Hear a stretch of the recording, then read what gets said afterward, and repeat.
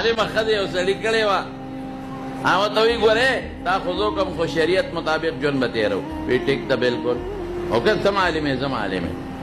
شریعت مطابق ژوند به تېرو وی بلکل خو وی شریعت کې ستا ټیک ده وعده ده وی شریعت کې ستا د مور او پلار خدمت په ما نشته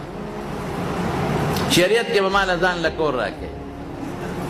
شریعت کې ستا د خویندو د لیور خدمت په ما نشته ما زه به تا سره ځان له کوټه کې ما ته به ځان جدا کې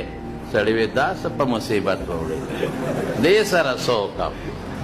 عالم محترم سره څه وکړم زما د پلار خدمت به څوک کوي د مور به څوک کوي ماشومانو خویندو به څوک کوي وی نه تا ما سره وعده وکړه شریعت مطابق ژوند به تېر کوو بس سړي هوښیار وی بلکل ټیک ده تا له به ځان د کور کړم زما د مور زما د خویندو زما د ماشومانو پلار خدمت په تا نشته مې کوه خو ګورې زه به هم د شریعت مطابق به ما ته ژوند تېروي یو نو شریعت کې ما له څلور ښځې جایز دي یو به بله کوم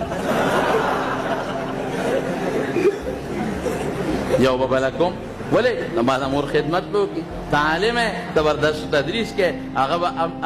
غیر عالمه وکړم مور او پلار خدمت به کوي یاره وایي سړی وخوړ دا شرط به ختم کړو